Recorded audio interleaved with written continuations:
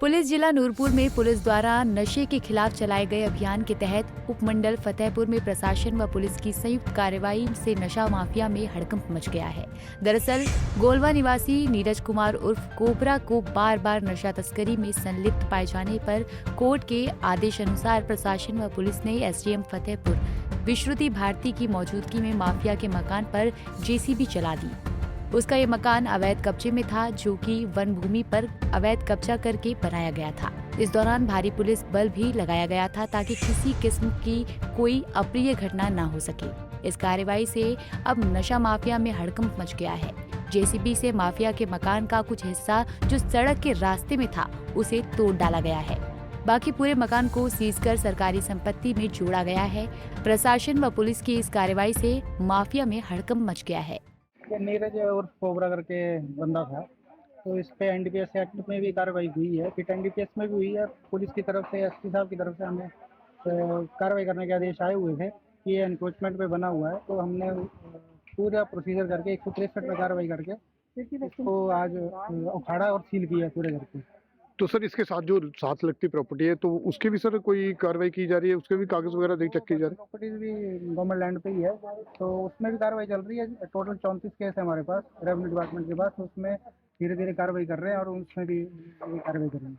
तो अगर आपने ये मकान जो आज सीज किया है तो आगे आने वाले समय में अगर ये इस मकान को अगर सील वगैरह तोड़ के अगर अंदर घुसने की कोशिश करते हो तो सर क्या कार्रवाई बनती है उस पर? सर फिर वो कार्रवाई करेंगे, पर्चा देंगे उसमें, और उसके साथ ही हम फिर इसको डिसमेंटल करेंगे।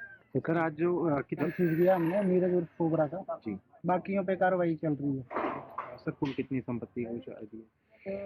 टोटल जो रेवेन्यू डिपार्टमेंट उसके पास 34 केसेज हैं जी, तो इन पे धीरे धीरे एक एक करके कार्रवाई करेंगे। जो उस कोबरा था जिसके ऊपर एनडीपीएस एक्ट में काफी मुकदमे दर्ज है, ये नशे का कारोबारी था। इसमें हमने इसके ऊपर फिर एनडीपीएस में भी प्रपोजल भेज के सरकार को भेजा था, जिसमें अप्रूवल होकर इसका डिटेंशन किया गया था।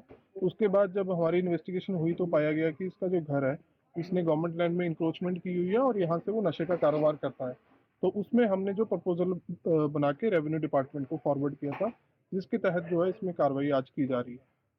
तो सर इसके साथ नोटिस में जो भी आता है, जो एनडीपीएस एक्ट में मुकदमे में होता है, एक्यूज बनता है, उसमें अगर हमारी इन्वेस्टिगेशन में आता है कि उसने गवर्नमेंट लैंड में इंक्रोचमेंट की हुई है या फिर कोई ऐसी प्रॉपर्टी बनाई है जो नशे के कारोबार से पैसा अर्जित करके प्रॉपर्टी बनाई गई है, तो उसमें उसकी प्रॉपर्टी भी फ्रीज की जाएगी, सीज की जाएगी और उसका फॉरफीचर भी करवाया जाएगा। और जो अगर गवर्नमेंट लैंड में होगा तो इंक्रोचमेंट के तहत भी उसमें कार्रवाई करवाई जाएगी। तो सर हम इसमें अलग अलग पहलुओं पे काम कर रहे हैं। एनडीपीएस एक्ट में जैसे कोई पकड़ा जाता है तो उसमें भी कार्रवाई की जा रही है।